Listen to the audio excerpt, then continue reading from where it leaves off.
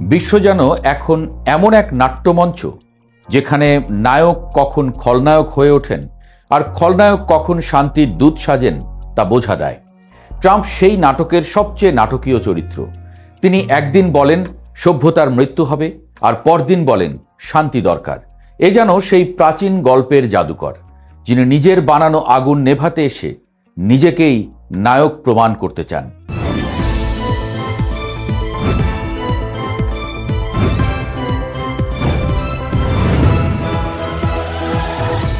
যুদ্ধ থামে কিন্তু ভয় থামে না, এই কথাটা ইতিহাসের বহু পাতা ঘেঁটে পাওয়া যায়। আর আজকের পৃথিবীতে সেই পুরনো সত্য যেন নতুন করে জীবন্ত হয়ে উঠেছে মার্কিন প্রেসিডেন্ট ডোনাল্ড ট্রাম্পের ঘোষিত যুদ্ধবিরতির পর। কাগজে কলমে যুদ্ধ থেমেছে, বন্দুকের নল কিছুটা নিচু হয়েছে, আকাশে মিসাইলের আঁচ কমেছে, কিন্তু মানুষের মনে যে সন্দেহের ধোঁয়া জমেছে তা কোনো যুদ্ধবিরতির ঘোষণায় কাটছে না। যুদ্ধবিরতি এসেছে কিন্তু শান্তি আসেনি। বিশ্ব নেতারা বিনয়ী হাসি হাসছেন কূটনৈতিক ভদ্রতায়, আর ভেতরে ভেতরে হিসাব করছেন কখন আবার আগুন জ্বলবে। ডোনাল্ড ট্রাম্প যুদ্ধবিরতির ঘোষণা দিয়েছেন, বিশ্ব নেতারা স্বস্তি প্রকাশ করেছেন, কিন্তু সেই স্বস্তি অনেকটা পরীক্ষার হল থেকে কিছুক্ষণের জন্য শিক্ষক বেরিয়ে গেলে ছাত্রদের স্বস্তির মতো। কেউই নিশ্চিত নয় তিনি আবার হঠাৎ ফিরে এসে খাতা কেড়ে নেবেন কিনা। কারণ সমস্যা যুদ্ধবিরতিতে নয়, সমস্যা ঘোষণাকারীতে। গত 6 সপ্তাহে বিশ্ব দেখেছে এক অদ্ভুত কূটনীতি। সকালে যুদ্ধের হুমকি, বিকেলে আলোচনার ডাক, রাতে সভ্যতা ধ্বংসের ঘোষণা, আর পরদিন শান্তির বার্তা। এমন কূটনৈতিক আবহাওয়া পৃথিবী বহুদিন দেখেনি। আবহাওয়া অফিস যেমন কখনো কখনো বলে আংশিক মেঘলা সঙ্গে বজ্রসহ বৃষ্টি, ট্রাম্পের বক্তব্য ঠিক তেমন, শান্তি ও ধ্বংস একই বাক্যে সহ অবস্থান করে। বিশ্ব নেতাদের সমস্যাটা এখানেই, তারা যুদ্ধকে ভয় পায় না, অনিশ্চয়তাকে পায়। ইউরোপের নেতারা গত 1 মাস যেন রাজনৈতিক জ্যোতিষীর ভূমিকা পালন করেছেন। ট্রাম্পের প্রতিটি বক্তব্য বিশ্লেষণ করা হয়েছে। তিনি সত্যিই যুদ্ধ চান, নাকি দর কষাকষি করছেন, নাকি শুধু সংবাদ শিরোনাম দখল করতে চাইছেন। কিন্তু যত বিশ্লেষণ হয়েছে ততই বিভ্রান্তি বেড়েছে। ডেনমার্কের পররাষ্ট্রমন্ত্রী লার্স লোকে রাসমুসেনের মন্তব্য, আজ পৃথিবী কি গতকালের চেয়ে ভালো? হ্যাঁ, কিন্তু 40 দিন আগের চেয়ে ভালো কি? সন্দেহ আছে। এই বাক্যটি আসলে পুরো পৃথিবীর মানসিক অবস্থার সারসংক্ষেপ। পৃথিবী যেন এমন এক রোগী যার জ্বর কমেছে, কিন্তু ডাক্তার জানেন রোগ এখনও শরীর ছাড়েনি।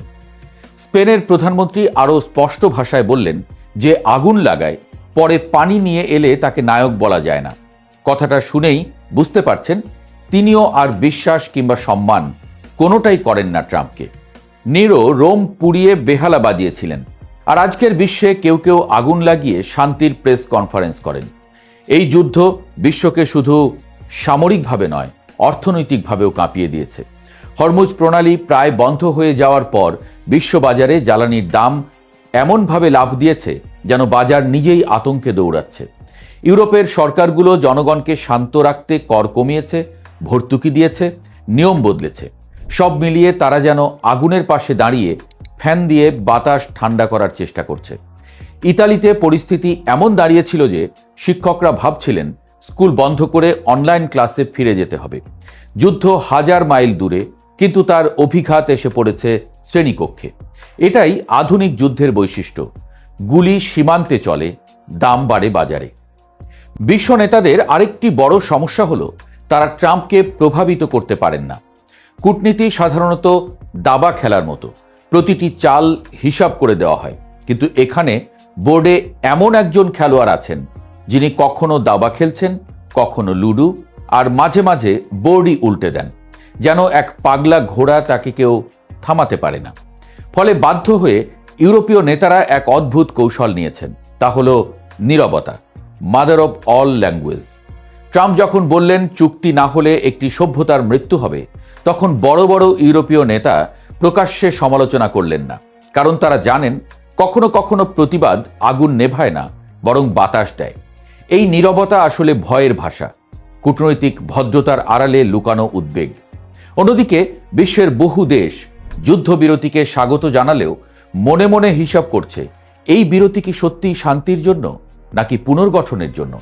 ইতিহাস বলে অনেক সময় যুদ্ধ থামে নতুন আক্রমণের প্রস্তুতির জন্য। সৈন্য বিশ্রাম নেয়, অস্ত্র পুনরায় সাজানো হয়, কৌশল বদলানো হয়। তাই যুদ্ধবিরতি শুনে অনেক দেশ আনন্দিত হলেও পুরোপুরি নিশ্চিত হতে পারছে না। বিশেষজ্ঞরা বলছেন জ্বালানি অবকাঠামোর যে ক্ষতি হয়েছে তা রাতারাতি ঠিক হবে না। অর্থাৎ যুদ্ধ থামলেও যুদ্ধের অর্থনৈতিক ছায়া দীর্ঘদিন থাকবে। যেমন ভূমিকম্প শেষ হলেও আফটার শক চলতেই থাকে। ট্রাম্পের দ্বিতীয় মেয়াদের বিশ্ব ব্যবস্থা আরও বড় প্রশ্ন তৈরি করেছে। তিনি মিত্র ও প্রতিপক্ষ দুপক্ষকেই একই সঙ্গে অনিশ্চয়তায় রেখেছেন। আগে বিশ্ব রাজনীতিতে বন্ধুত্ব ও শত্রুতার স্পষ্ট রেখা ছিল। এখন সেই রেখা পেন্সিলে আঁকা, যে কোনো সময়ে মুছে যেতে পারে। ফলে বিশ্ব নেতারা আজ এক নতুন বাস্তবতার মুখোমুখি। তারা বুঝতে পারছেন আমেরিকার সঙ্গে সম্পর্ক মানে এখন শুধু জোট নয়, মানসিক প্রস্তুতিও। কখনো কখনো সিদ্ধান্ত আসবে, তা অনুমান করাই সবচেয়ে কঠিন কাজ।